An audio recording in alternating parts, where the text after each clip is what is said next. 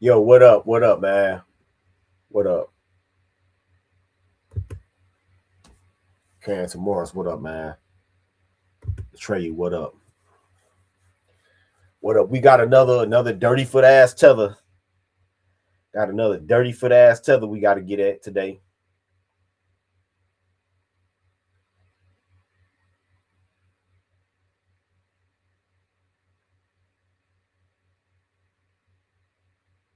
Named Xavier de Rousseau is his screen name. You see where the fuck this damn tether from. So that's the one thing I forgot to research.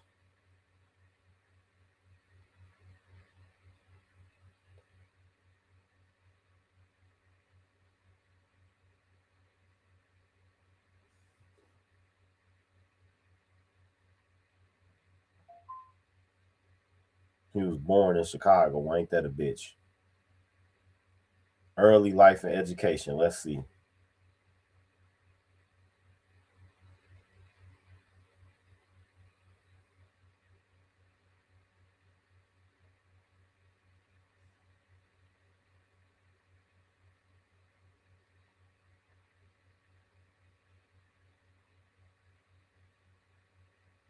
Okay. Lion, what up, man? Stephen, what up? Cam, what up? Chill, what up, man?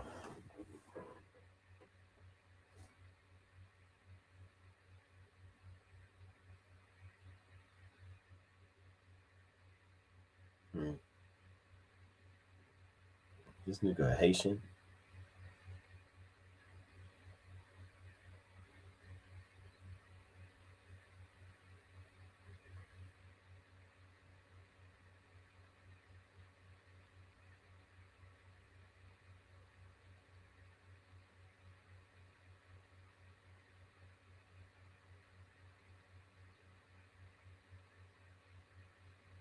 Hmm. See, they playing that game. They playing their early life Wikipedia game. See, when people got when you look at these tethers and you see one dead giveaway is one dead giveaway is when it's real light on the early life section, because that means they taking the parents out of the shit, right?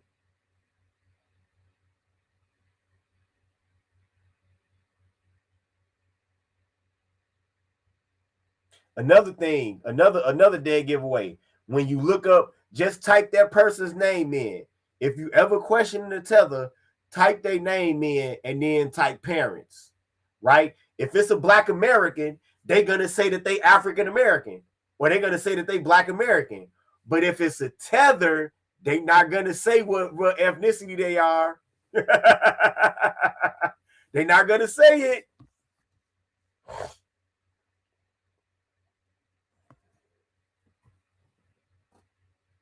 Lion Rice, I don't think those helmet heads realize that the manosphere is not stopping because they keep feeding it. Exactly. Exactly. I mean, with the TikTok content alone, they feeding families over here. And they don't realize it. They don't realize it.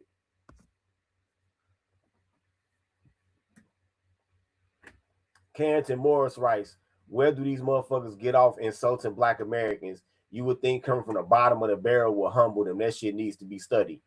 I've already studied it. I'll tell you exactly what it is by the end of this motherfucking live. Kwame Kaji, what up, man? I'll tell you exactly what it is. Exactly what it is. I used to wonder that myself.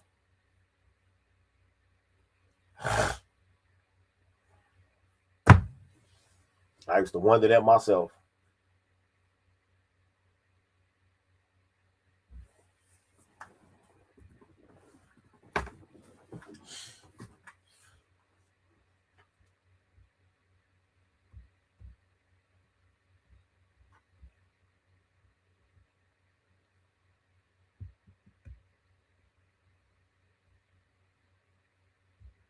All right, man.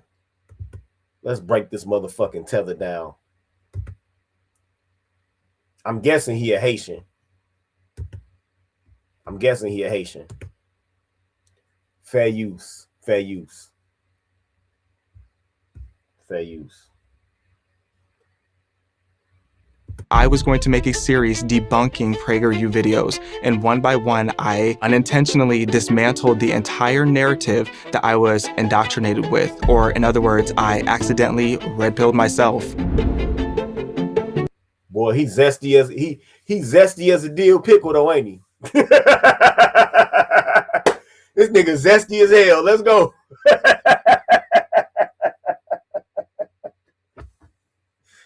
Woo! This nigga a blade. Let's go, man. My name is Xavier DeRusso, and this is my story. So I was born in one of the roughest neighborhoods of Southside Chicago. I always describe it as like the Fresh Prince of Bel-Air, but backwards, where my eldest brother got in trouble. So my mom got scared and got our whole family together, and we moved to the middle of nowhere cornfields in central Illinois. At the time, it was roughly 95% white. So it was a big culture shock for my family, but And he talking about moving to Pontiac, Illinois. He talking about moving to Pontiac, Illinois. Now, notice I noticed that he said his mom and he don't mention his father. So there's that familiar tendency of black heterosexual liberal women to always try to gravitate to all white areas. And the crazy part about it is, see, this how you know he a Tether. This how you know he a Tether. This how you know that this nigga is a Tether. Because no black person in their right motherfucking mind, no matter how desirous they were of proximity to whiteness, will ever move to Pontiac fucking Illinois. That's how I know that he a motherfucking Tether. That's how I know that he a Tether. Pontiac, Illinois is one of the most racist motherfucking towns in Illinois. Pontiac, Illinois, you know what they famous for? They famous for a prison riot in which one of the fucking racist ass staff got into it with an inmate and got himself killed, and they end up killing 3 COs and had to have the National Guard, that motherfucker, to stop the riot. That's what Pontiac is famous for, racism. Saul, what up, man? That's how I know he a Tether, because only Tether females, don't get me wrong, like I said, liberal-minded black females, they'll move to suburban areas and all white spaces. They good for that shit. But it's Tether females that are intentionally go and move to straight up racist motherfucking areas.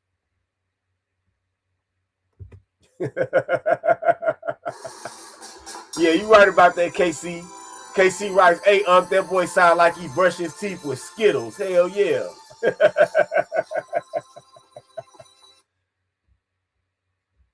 This nigga is a blade. Grateful that I grew up there because there were great schools, there was low crime, but instead of being taught to appreciate that, I was always told to hyper-focus on the difference between myself as a black kid versus all the white kids around me. My mom, she didn't grow up around white people, so when she would tell me things like, oh, you need to be careful, if things hit the fan, then they're just gonna view you as that black guy, he did it. It wasn't out of hate, it was out of her genuinely trying to protect me. My dad, on the other hand, was a bit more radical in his beliefs on race. He was often very spiteful towards white people and often telling me things that I... Was Pontiac a sundown town? You sure in the hell right it was. Pontiac was, Pekin, Illinois was. Yeah, they was all sundown towns. Yes. The answer is yes.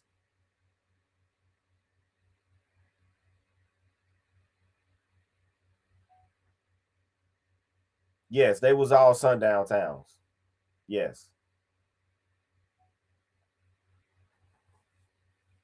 Yes. Needed to be protected from white people. Certain people in my family would say that white people were always out to get me. That message had a big impact on my self image. I felt like it was very difficult for me to figure out who I was as a person. I felt like I was too black to be around the white kids, and then I would spend my summers or weekends in Chicago, and it was like I was too white for the black kids. I would be made fun of for the way I spoke or my upbringing. They would say I was talking or acting white. So the older I got, the more I felt like I needed to root my entire identity in my skin color. I wanted to be around more culture because at this point I was truly in this belief that my skin color was always going to be everything. So I wanted to be around liberals and diversity and inclusion. So I moved to California. At that point in my life, I was very angry and I was very. Hey, Carrington Morris, you got to realize, Carrington Morris writes, so this bitch knew Pontiac was racist. This bitch knew Pontiac was racist and still put her boy in this compromised situation. Yes, because it's all about proximity to whiteness and the chance, the outside chance to get a home run, a white home run simp. Very lost because I didn't know who I was. So between 2018 to 2020, I was just social media advocating for BLM, trying to raise awareness and teach other people why being more woke was essential for the community. By 2020, that's when things started to definitely take a turn. I was bored during the pandemic and I applied to be on this really popular reality show where I was typecast as a virtual BLM activist, where I taught people how to be an ally and an advocate for BLM.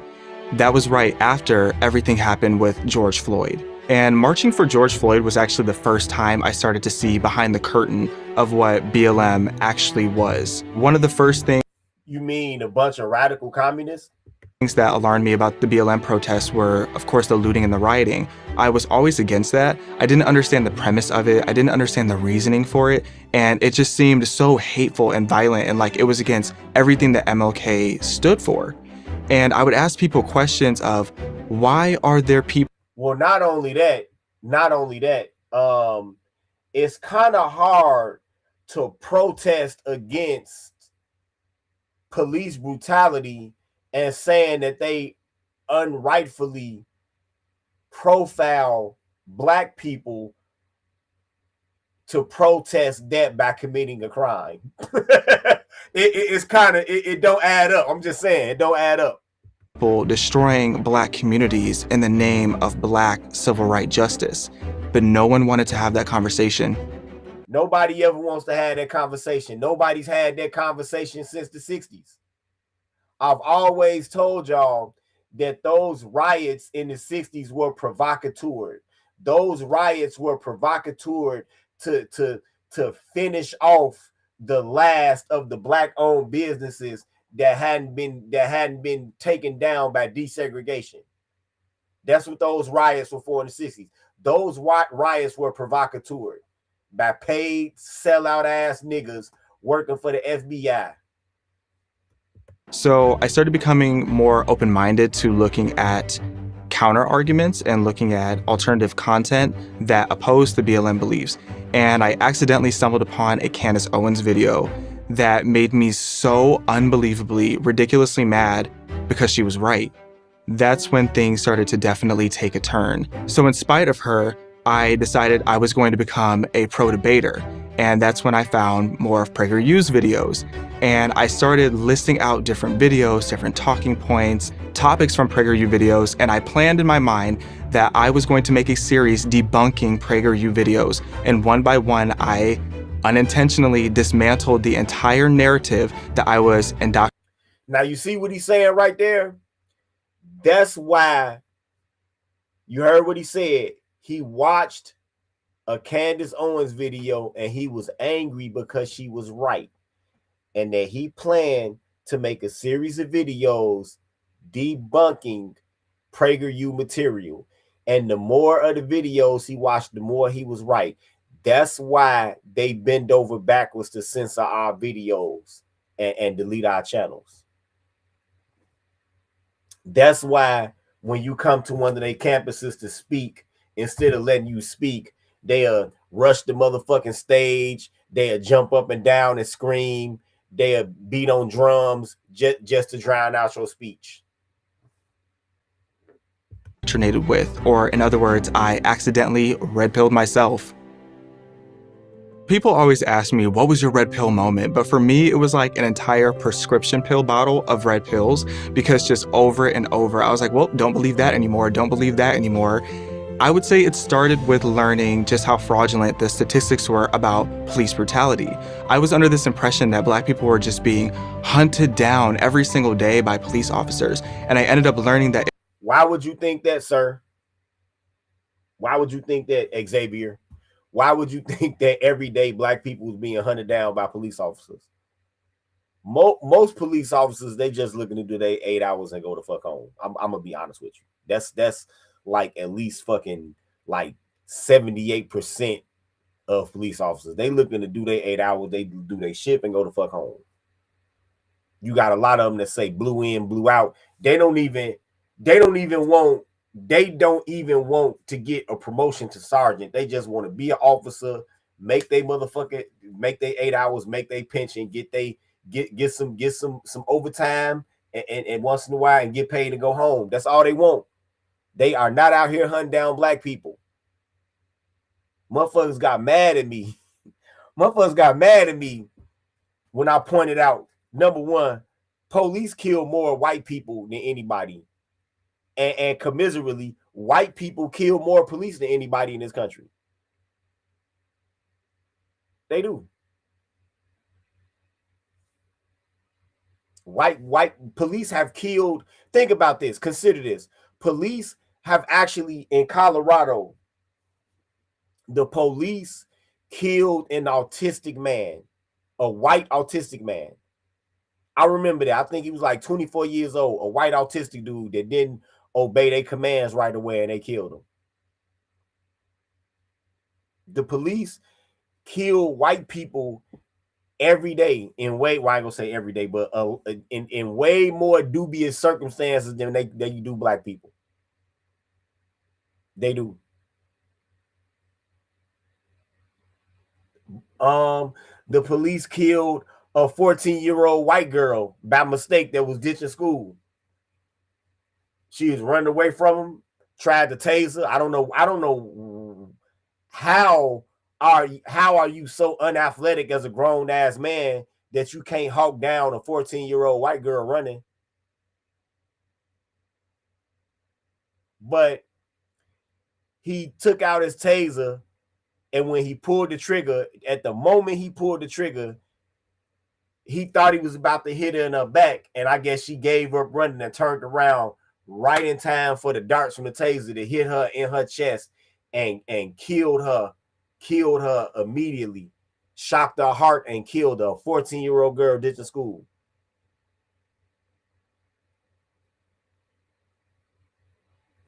Yep.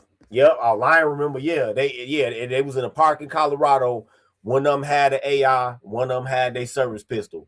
Put that fire on his ass. All he was doing was was trying to sleep on the park bench. Killed him. Right?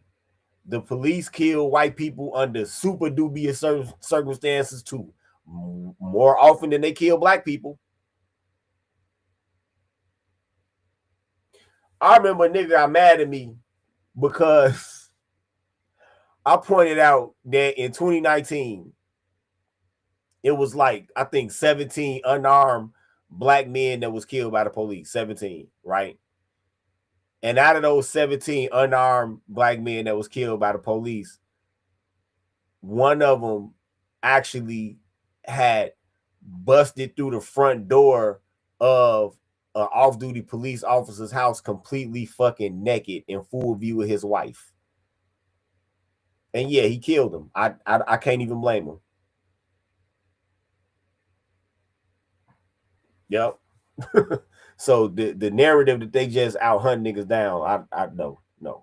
It was a very small, minute amount of unarmed black people who were being shot and killed by police. And when I'm around police officers, I feel so safe. Police officers love me because I mind my business. I don't break the law. I don't have to worry about the police officers targeting me because that's not what they're here to do. Yes, here and there might be a bad police officer, and those are the people who do need to be held accountable. But the majority of people who become police officers are doing so because they're so passionate about protecting people, about empowering the community. Nah, that's wrong. The majority of people who become police officers, they be like, you know what? I didn't become a rock star.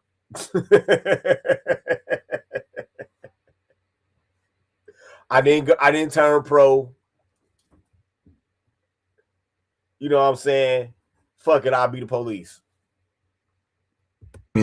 So why would we remove these people and defund them when they're the ones that we call when we need help the most? And why aren't we talking about the selectivity and Black Lives That Matter? Because nobody ever wanted to. I mean, yeah, you can make the argument, Carrington. Carrington Morris writes about logic, they're the majority, so some stats in certain matters and situations will actually be higher. Yeah, you're right, but the ways that I see some white police officers treat other white people, I'll be like, damn, this totally go against the narrative right here. Like I told y'all, the better looking a white male police officer is, the better the chance of survival you have. Pause. But the worst looking physically a white male police officer is, chances are something gonna happen to you or you go get locked up. You would rather get stopped by Chad than Brad. And when Brad does stop Chad, oh, Brad, shit. It's YouTube videos all over of short, fat, bald, fucked up looking ass police stopping white dudes that look like Bradley Cooper and just shooting them. And they shot them quicker than they would a nigga. Why? Because that white dude remind them of the motherfucker that was fucking all them girls they was jagging off thinking about in high school. I'm telling you, I'm gonna tell y'all again, Brad will kill Chad faster than he will Tyrone, bruh. I'm here to tell you. Let's go. Have the discussion of black on black crimes. And that was a problem that nobody had any proper answers for me about, other than to say, oh, you can't talk about black on black crime. It's just crime. But if we're going to talk about Black death, let's talk about where most of it is coming from. It's coming from murder and it's coming from abortion. So it was around October of 2020 where I was still in the process, days before flying out for this reality show, to be a BLM activist, and I finally just backed out. I couldn't do it. I knew that it wasn't what I believed in, and I just couldn't go on there and portray this lie. So when I jumped into the conservative movement, I expected a lot of people to turn their backs on me, and quite a few people did. And when people ask me, did you lose friends? I don't consider those friends that I lost, because a real true friend wouldn't care that you have slightly different ideologies. As long as your core values align, then why does who you vote for matter? I've had people as close as my own sibling turn their back on me because of my ideologies. We do not need to be attached to any party, to any ideology. We just need to be attached to the truth. Sometimes when I try to explain to people why I don't support BLM and I show them the facts and I show them statistics, they try to tell me that that is just me being brainwashed and that I'm looking away from the bigger picture. But no, like, that is the entirety of the picture. Facts and stats do not care about your skin color. It's not racist to tell the truth. The focus on skin color to me is just so outdated, and it's just honestly tragic to me that people still think that it's so important. Every nation that you look at has injustices in their history, but when I look at America, I feel like we should feel privileged that we can look at our history and recognize, wow, like, our country actually did something to right our wrongs and to right our injustices. And we are now the most progressive country in the world, but unfortunately, in many ways, we've overcorrected, because now people feel the need to critically find racism in everything. The Black community is not systemically oppressed. We are systemically deep. Why do this nigga have to have his shirt unbuttoned there for? Why is his shirt unbuttoned that far? What did this nigga just come from the Fountain Blue in Miami? Where is he at that he got his shirt unbuttoned that far? Is he in South Padre Island, Texas? Is he in Catalina Island in California? Why in the fuck is he in Key West? Why is his shirt unbuttoned that far? This shit is wild, man. He look like he finna meet Crockett and Tubbs in the parking lot to try to sell him some dope. Oppressed, and we're not prioritizing the principles that need to be put into the Black family household. Black people really do lean into pop culture a lot. It's a huge aspect of our community. That's why I think it's important for us to talk about culture and not just policy, because this nigga's shirt unbuttoned so far, he looked like Larry off Three's Company going to the Regal Beagle.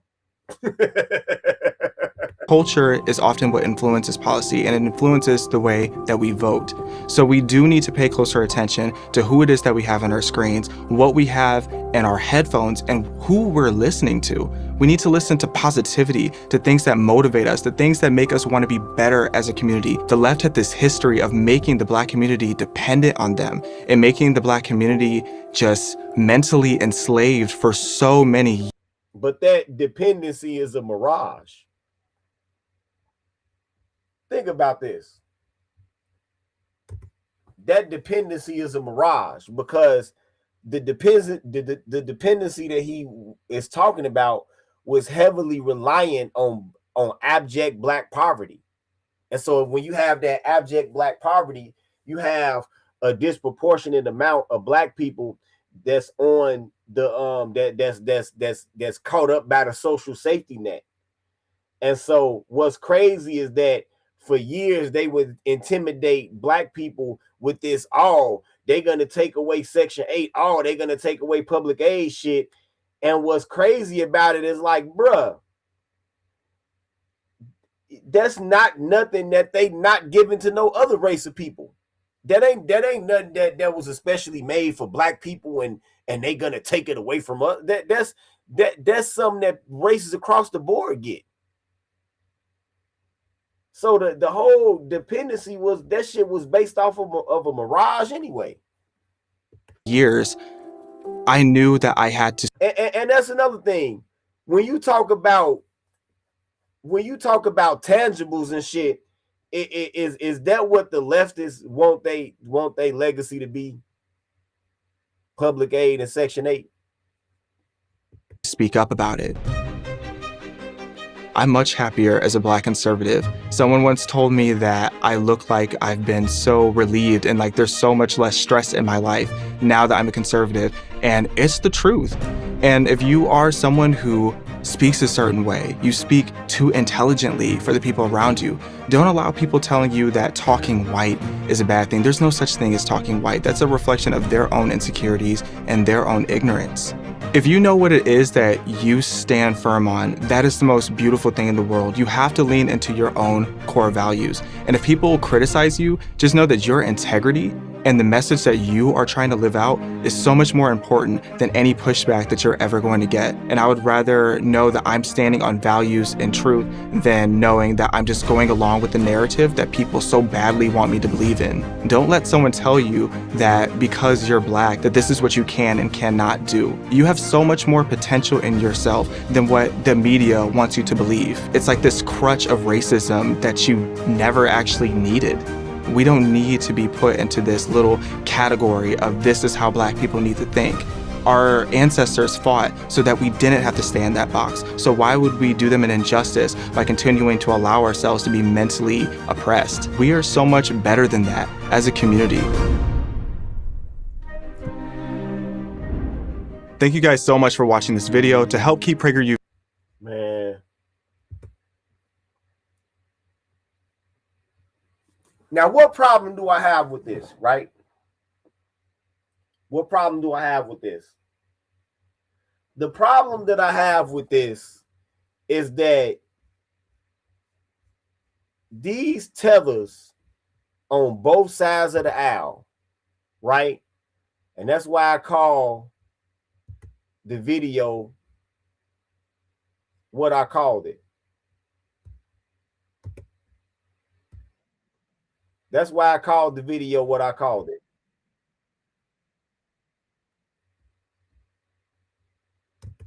That's why I called it what I called it.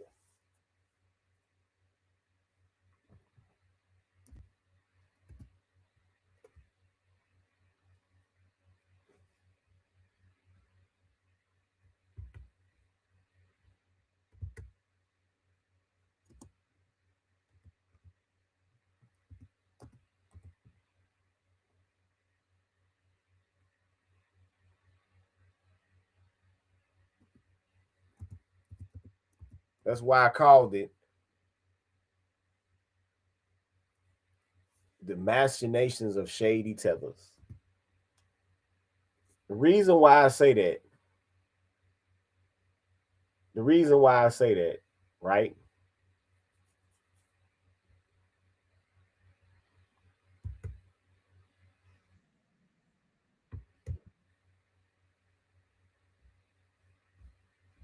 It's the reason why I say that. Wait, we go share a little bit more video from this guy right quick. And of course, he talking to one of these celebrity trannies, but that's a subject for a whole nother show. All right, fair use. Fair use. Fair use. Xavier DeRousseau, a former BLM activist turned PragerU personality. Xavier, great to see you tonight. You have an interesting perspective on this debate. Explain. Yes, I think it's important that, first of all, we call this exactly what it is. This is 111 ways to gaslight Black Americans into thinking that we need to be dependent on a system of handouts in order to be successful. Black Americans have been indoctrinated with these lies for far too long, and I used to fall for the lies until I took a deep dive into the videos on PragerU.com and realized how easily debunked these fraudulent narratives surrounding systemic racism actually are. Well, right now, it seems like the San Francisco Board of Supervisors and then the Task Force on Reparations in California, that they are dangling the prospect of a lot of money and a lot of property and a lot of debt forgiveness. Does this end up blowing up in their faces? Absolutely. This is never going to actually happen. It is so unrealistic to think that the average family in San Francisco is going to be able to pay $600,000 extra a piece.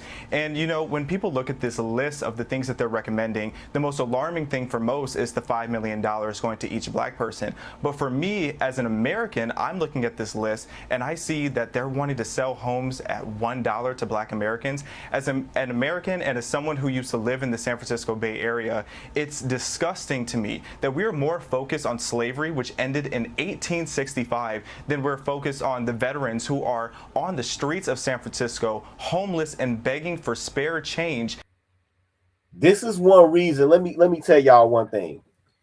When it comes to the conservative side, you know why they go and get tethers like this?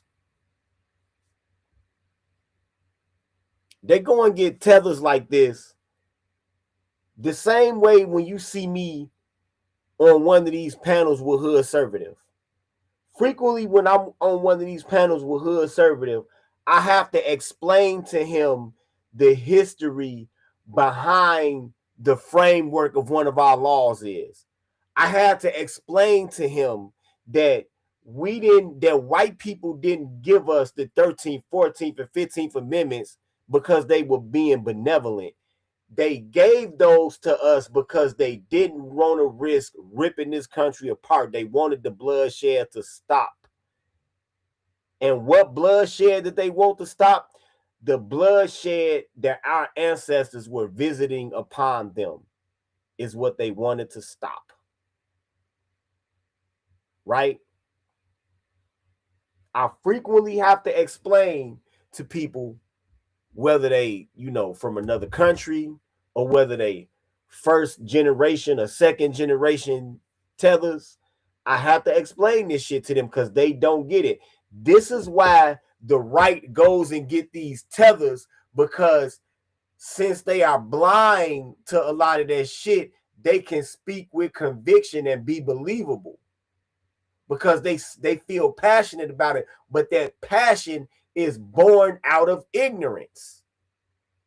It's born out of ignorance. They don't even know what the fuck they talking about. Like, he's sitting here talking about slavery ending in 1865. I guess this nigga forgot about all of the years of Jim Crow. I guess he forgot about all of the black towns being burned down. I guess he overlooked the fact that as late as the early 1940s, certain employees in the U.S. Department of Agriculture would send letters to black farms that were overproducing to tell them to cut back on their production, as they would send somebody down there to burn their farm. I guess he forgot about that shit. Let's go.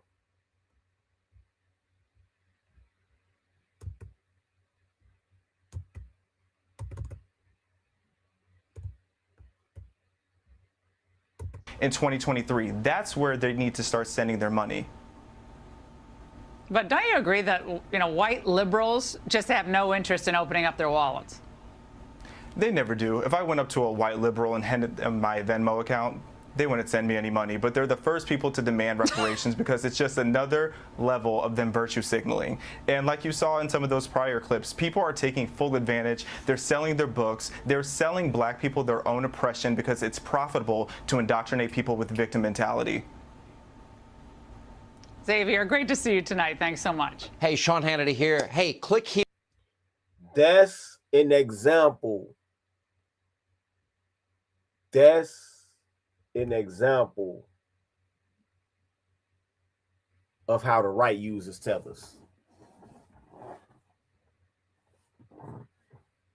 That's an example of how the right I hate to say the right. That's an example because we don't have a real, excuse me for that. They don't suck me into the bullshit. That's how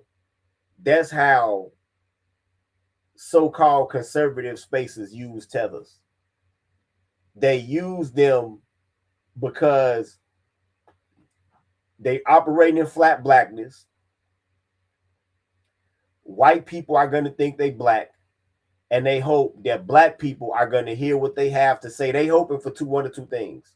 They hoping that either a black person is going to operate off of the, people who look like me, and be drawn to their message. Or they are hoping that black people are going to become irate and maybe even violent against that one individual person. See, they setting them up and they don't even realize it. They hoping that black people are going to become irate or violent or ostracize that person just so they can point and see how you act when somebody, you don't care about black people. This black people disagrees with you and you hate him. Right? Yep, exactly. Useful for assisting whites with their collective gaslighting. Exactly.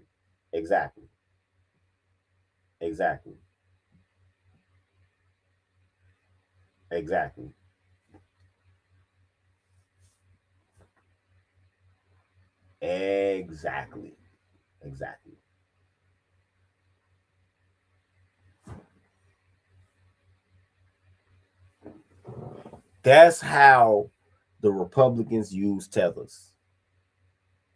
But also, the left uses tethers too. So see, why the Republicans use tethers to be out in front and vocal, right? Most tethers on the conservative side don't hold any real government position. Most of them are just content creators, right? Most of them don't hold any real position in government. Most of them don't hold any real position in the party. They just content creators. Meanwhile, over on the left, there's even more black content creators on the left, but then there are actually also a bunch of black elected officials, right? And many of those black elected officials are tethers. So while the conservative side uses tethers to be vocal and out in front and parrot and repeat anti-black positions, they use the tethers to actually on the Democratic side, on the left side, to actually get in there in the political arena and accomplish anti-black policy. It's always the tethers that's in these statewide offices that you hear voting against reparations or voting against a study for reparations, right? It's always these tethers that's in government that you will see go along with Hispanic city council members, congressmen, whatever, to extend more funds and more tangibles towards illegal aliens, but they don't want you to have reparations. No, no, no. No, no, no, nigga. Black nigga, no. Ain't it crazy how that works out? Ain't it crazy how that works out?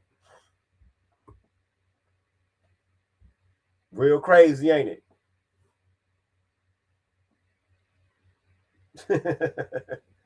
That's how they use these tethers on both sides, bro. That's how they use them on both sides, and they very efficient with this shit. That's why they fear delineation. That's why they fear delineation. That's why they talk about FBA as a hate group and all of this shit, because the political system as a whole has gained so much fucking utility out of tethers that they've grown accustomed to it, and they don't want the gravy train to stop now. These are the shady political machinations of tethers. It's been a Black Pill PSA. Peace.